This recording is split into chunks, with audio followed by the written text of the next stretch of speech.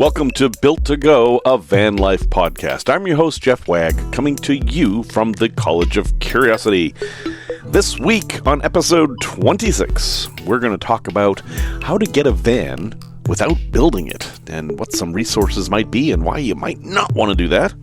We're also going to talk about screws and things to think about when you're screwing. We'll also do a review of a Stanley Cook Kit that I like quite a bit, and answer a question about window tinting. Hey, welcome. Thanks very much. I apologize. I'm a little bit hoarse this week because this weekend I spent some significant time in Washington, D.C., which was associated with the podcast episode of last week. But as promised, we are going to march forth here and continue with our normal programming. But I do want to thank everyone who listened to last week, and especially thank those who've taken some action recently. So I know that this show is basically dedicated to self-build vans. I would talk a lot about how to build your own van and what problems you might run into and that type of a thing. But this isn't all about self-building. Some people have more money than time or talent, or would just rather work and save up money rather than spend the effort necessary to build your own van. Because, let's face it, building your own van is a labor of love, but it is a labor. It's frustrating at times. You're going to come out of there with cuts and burns and covered in chemicals, and it isn't always fun. And I understand people who just don't want to deal with that, and they'd rather just, plop down some money and grab the keys and go. So let's talk about that reality for a bit. So first thing you have to do is understand what a hot market it is right now for camper vans. They're hard to find. It's not a matter of just going to the lot and picking out one you like. You're going to have to search, and you're probably in for some sticker shock. So let's start at kind of the top, and we'll go down. I'm going to give you the shock up front and then try to bring you down maybe to a place that is more comfortable, but maybe not. So the first place to look would be the RV community. I mean, as much as the van life community is separate from the RV life community, the vehicles are basically the same, well, at least in some regards. You've got a van that you've made into a camper, or you've got what is called a Class B RV, which is a van made into a camper. The difference being that one is typically self-built and the other is built by a big company, or perhaps built by somebody who specializes in building camper vans. And again, there's a gamut of these things, so I'm going to try to stay on track here. Let's say you wanted to buy a Winnebago van, a van converted by Winnebago. First off, you have to know that they tend to run towards the bigger sizes. You're not going to find the smaller size vans built by any of the major outfits. The smallest you're going to find is probably a ProMaster, and that's going to go way up to the high top long wheelbase Sprinter van. So you're going to be starting a bit bigger. Pricing, believe it or not, there are Class B vans on the market right now for well over $200,000. Just because the van is smaller doesn't mean it's cheaper than much larger RVs. You can get a Class A for less than a Class B in most cases. To understand the terminology here, a Class A motorhome is a typical motorhome. That is a vehicle that kind of looks like a bus, all right? It's a big box on wheels. That's a Class A. And what distinguishes a Class A from a Class B is that a Class A, the entire body is built by the RV manufacturer. It doesn't have any external body parts built by the automotive manufacturer. Now, a Class B is a van that's been turned into an RV. That's pretty easy. And then things get complicated when you get to Class C. A Class C takes a cutaway. That is a van that has had the back completely removed. All metal behind the driver's seat is removed and then replaced with a body built by the RV manufacturer. So these are the weird-looking ones that you see a van and it has a big overhang over the hood sometimes and then kind of looks like a Class A in the back. That's a Class C. It's just names. It's not like A is better than B or C. They all have different purposes, pros and cons. Oddly, of those, the cheapest is the Class C. It seems strange that if you would take a van and cut everything away behind the driver's seat and then rebuild it, that would end up with something cheaper than just leaving the van intact, but that is actually the case. So, do you want to buy a Winnebago? Well, the cheapest Winnebago that you're probably going to find, the list price is about $100,000 for a Class B, which is pretty amazing. The cheapest Class C you can get for a Winnebago is about $86,000. And these are new prices, and you can negotiate and all that. But consider that. The Winnebago Outlook, which is a Class C based on an Econoline 350 or 450, I can't actually tell from the picture here, but a big full-size van, much, much bigger than a Class B, and probably with more amenities in most cases, starts at $86,000. And the Class B, their cheap one, which is called the Solis, S-O-L-I-S, which is a low-top van with a pop-up, starts at $102,000. So, folks, van life ain't cheap. That's what I'm trying to say here. Anyway, you don't have to buy new, and you also don't have to buy from Winnebago or Airstream or Coachman, if they even still exist. I guess they're part of Thor now. You don't have to buy that. You can buy in other places. Let's talk a little bit about that. If you're looking for a mini van, like my Nissan NV200, there are some outfitters that turn these into pretty cool little camper vans. Now, they tend not to be as full-featured as the bigger vans because there simply isn't as much space. You're not going to have a separate bathroom in an NV200, for example. But you can get a very capable vehicle that's great for any kind of adventure you want to take, really, and gets amazing gas mileage, better than anything else. Recon is the big one in the U.S. Basically, what Recon does is they take a Nissan NV200 and put in a pop top and a fold-out bed and a kitchen and things like that. And they do a bunch of other modifications, too. They add electricity and solar as an option and all that. And that ends up costing around $60,000. To put that in perspective, a brand new Nissan NV200 van is $22,000. So most of what you're paying for is the stuff in the back. And that's kind of a fascinating thing. You can actually buy a van, do a conversion, and sell it for significantly more than the cost of all your stuff. Because the market, like I said, right now is hot. So let's say you wanted to buy a van that somebody else had built. Where would you go to find those? Again, they're very hard to find. Craigslist, yes, you can go to Craigslist, but you're going to have all the same problems you always have with Craigslist. Is this a scam? How do I vet this? What happens if something goes wrong? You've got all those problems. You've got Facebook Marketplace, same issues. So there's a couple of places that I look at when I'm just trying to figure out how much things cost van life-wise. And the first is RV Trader. RV Trader is a great resource. I recommend you check it out just to see how much stuff costs and see what options there are and look at different layouts and floor plans and get ideas. So that's rvtrader.com. So on rvtrader.com right now, if you look, there is a 2012 Dodge Grand Caravan. That's the big Dodge minivan. Big mini, I know. With a rooftop tent. This is not a pop-up. This is a tent that's on the roof that folds out. And it has a teardrop-style kitchen in the back. So basically you'd be cooking outside under the lift gate.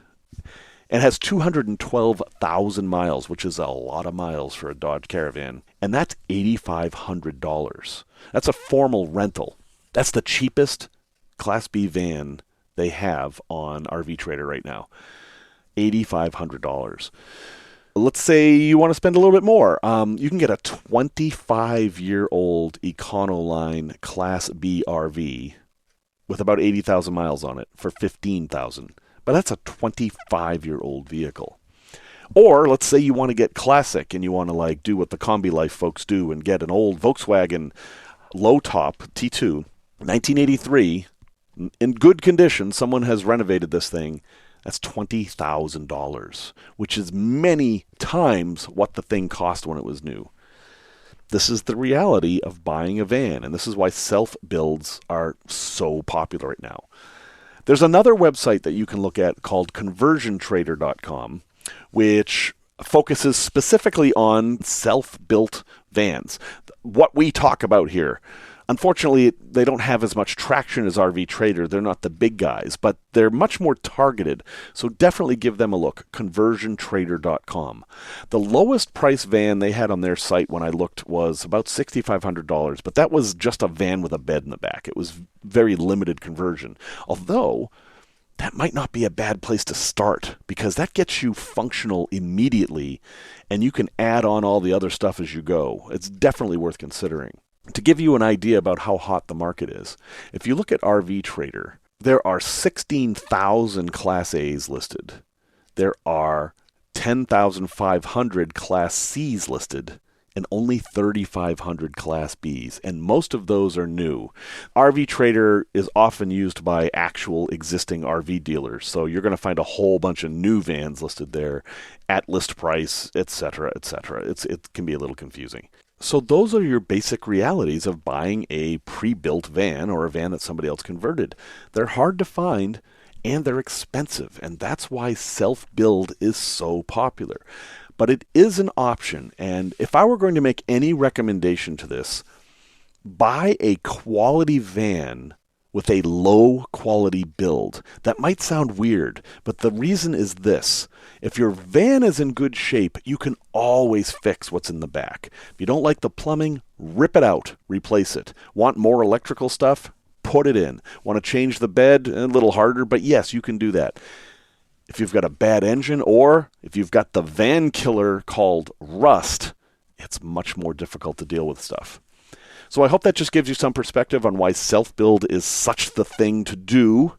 And we're going to keep talking about that because that's where, honestly, that's where a lot of the fun is as well, even though it can be a pain in the butt sometimes. Okay, Tech Talk. Let's talk about screws, specifically what not to do with screws. When I built my van, and my van is older, it's fairly old. It's a 6-year-old van, and it has 140,000 miles on it. So, fairly old. It had a whole full life as a maintenance vehicle for Dairy Queens, of all things. And it had a bunch of holes in it already. The Dairy Queen folks had put in some racks, and they had all kinds of hooks and stuff back there. And some of those they had just put in with zip screws. Zip screws are those usually black screws that were built. They're intended for drywall. They've got a very aggressive thread, and they will basically go through anything. But they're not really ideal for sheet metal, which is what you're drilling into in a van. But they tend to get used, and I'll admit I have a bunch of them used in my van. But here's the thing. There are two schools of thought with this. One is that you will screw directly into the frame of the vehicle. The other is that you will frame out the vehicle as you would a house with some kind of wooden framing, and then only screw into that. Screwing into the vehicle is easy. It is fairly secure. The metal of the van is thick enough that it is going to hold things in.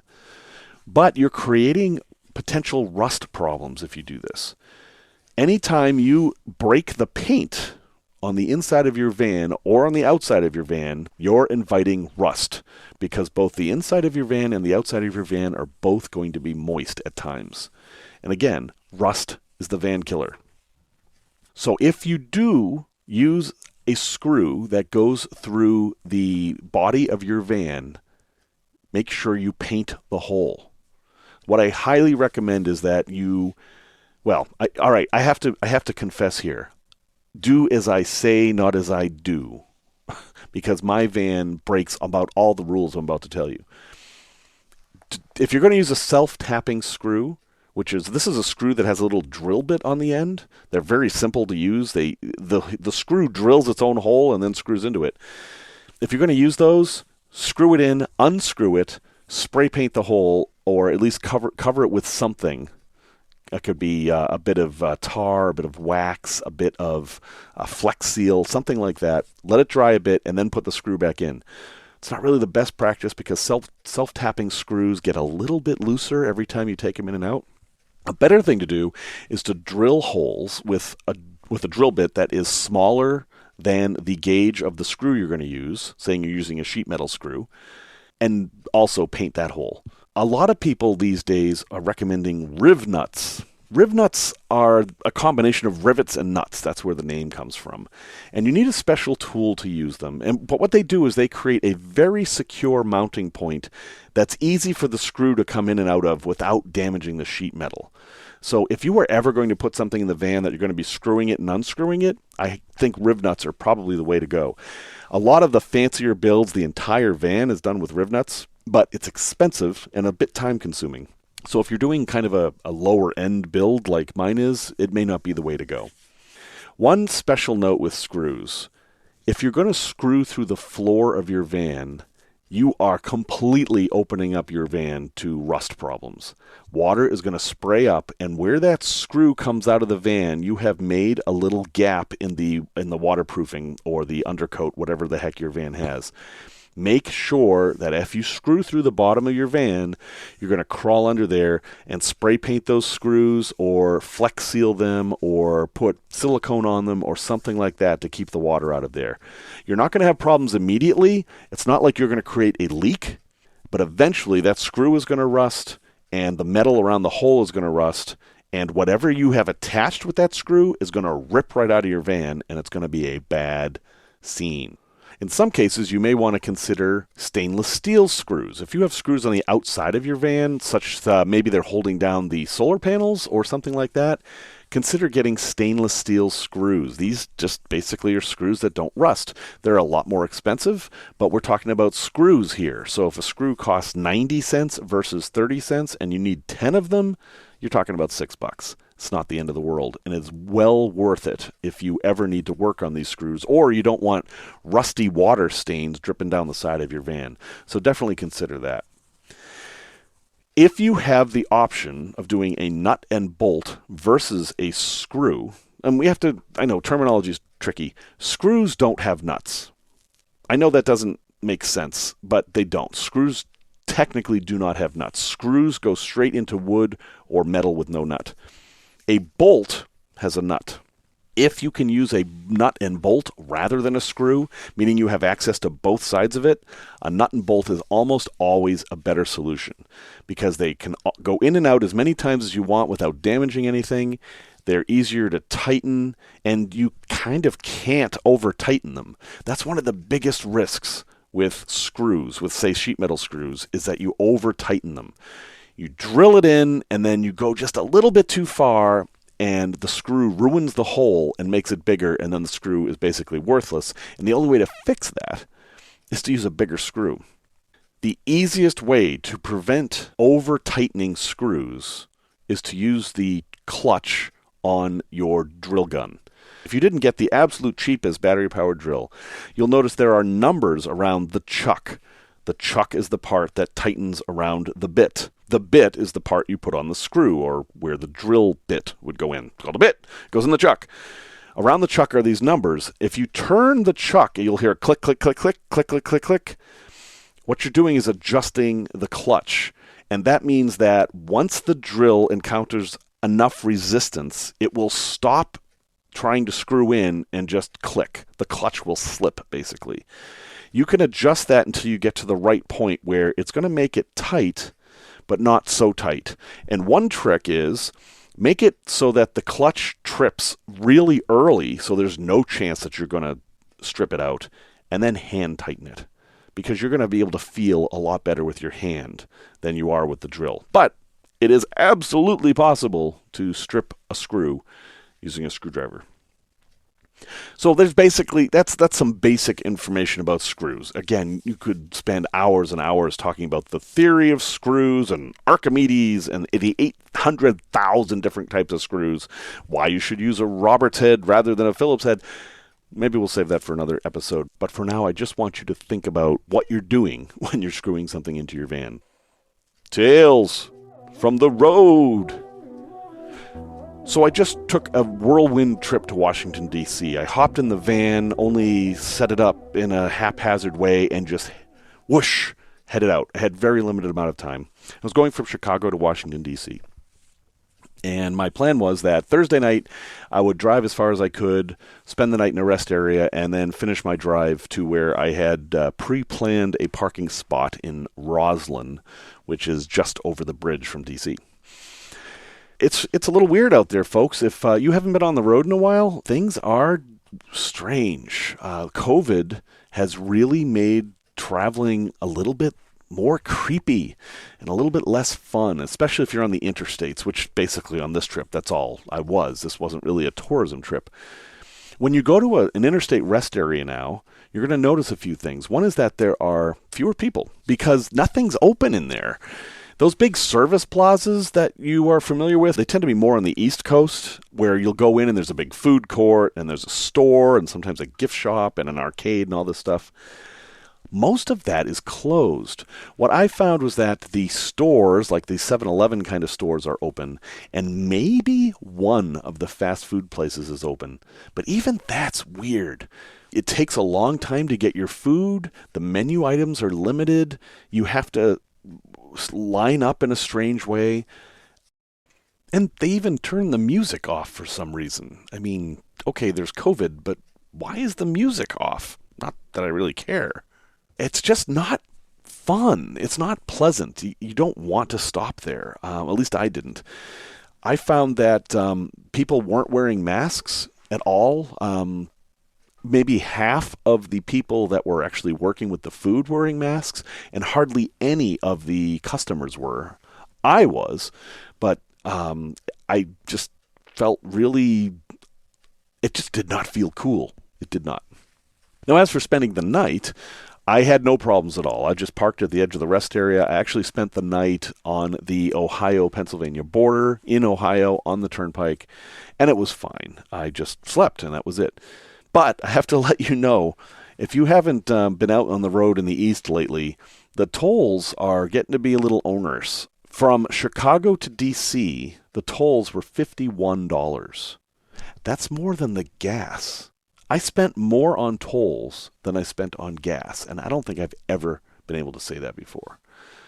Once I got to Roslyn, everything was fine. I found a nice place to park, a little secret place where a bunch of vans park, and I'm not going to tell you where it is because I don't want it getting overrun and being chased off. But these places you can find if you're familiar with an area. Had no problems there. My logic was that if there was any trouble going on in D.C., it probably wouldn't cross the bridges. And as it was, there was no trouble.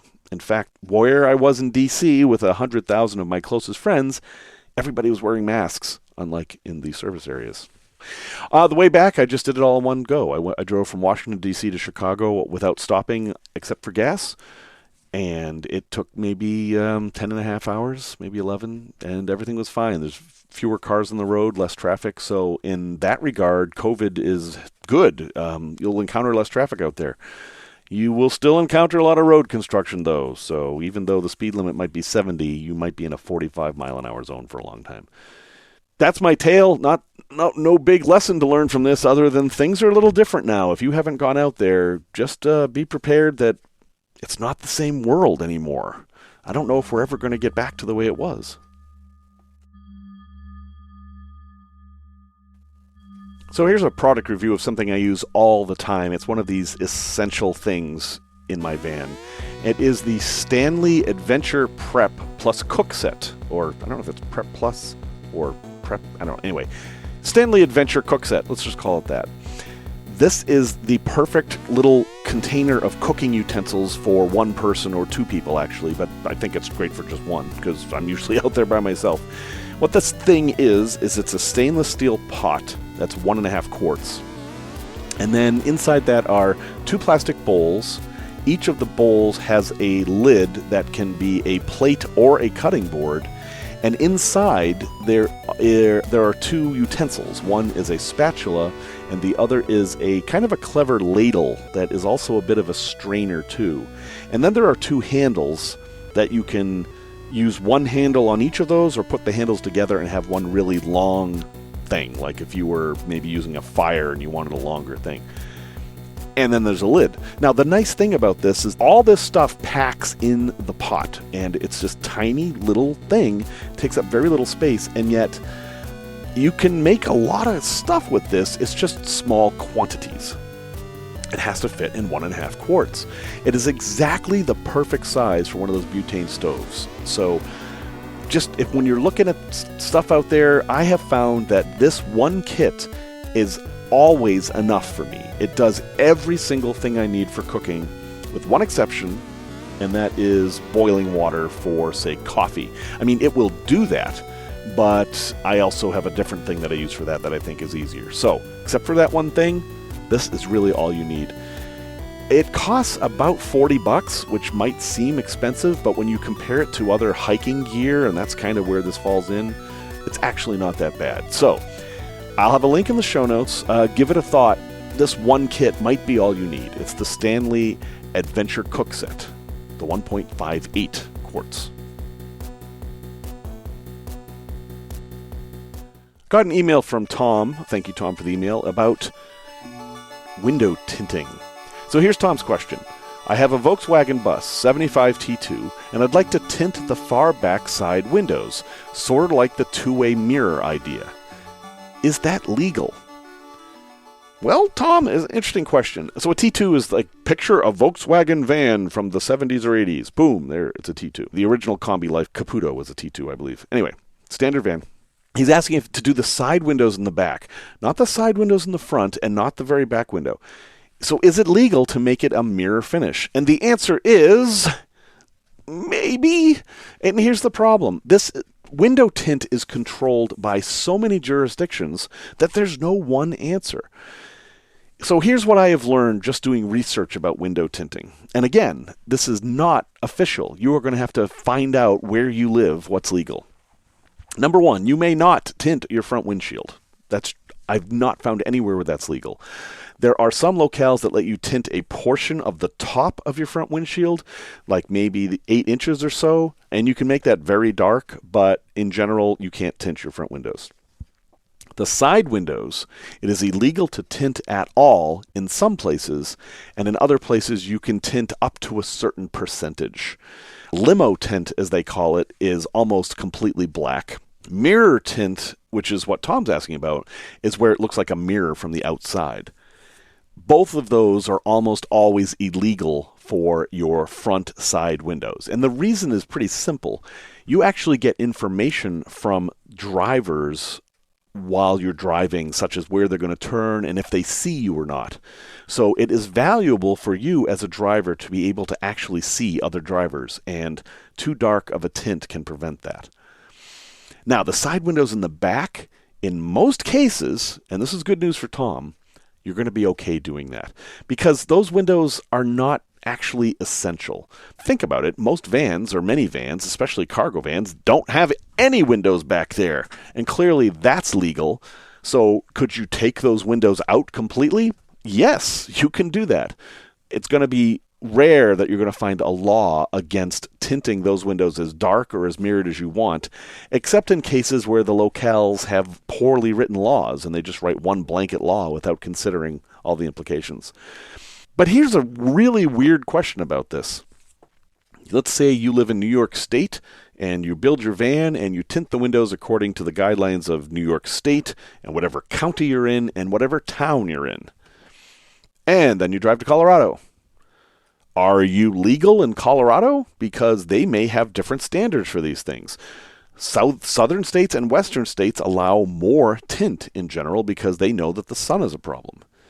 And the answer is, typically, you have 30 days in any state before you have to follow their rules about your car. And that usually means before you have to register it in that state. But again, this is all kind of a gray area. So, you will find a disclaimer on most window tint company sites that say, hey, we're going to do whatever you want, but we're not going to be responsible for following the laws. And that's kind of the game it is right now. So my advice to you, if you're going to tint your windows, is be practical. I think what Tom is suggesting is completely fine. Yes, it can be helpful to look out those back windows, but putting on that mirror tint isn't going to be a problem. Nobody needs to look in those windows, ever. Front windshield, do not mess with it. And side front windows, up where you and the passenger are sitting, if you're going to tint those, keep the percentage pretty low so that people can see you and know what to do. Well, thank you for listening to this episode 26 and putting up with my hoarse voice and somewhat disjointed patter this week. I do absolutely appreciate everyone listening. Music again is by Simon Wagg, aka Sir Mooj. And I have to give a special shout out to Jackie and Shauna, who spent the weekend with me, making sure I stayed safe, and especially that I drank enough water. Till next week, remember, being kind is more important than being smart. Take care.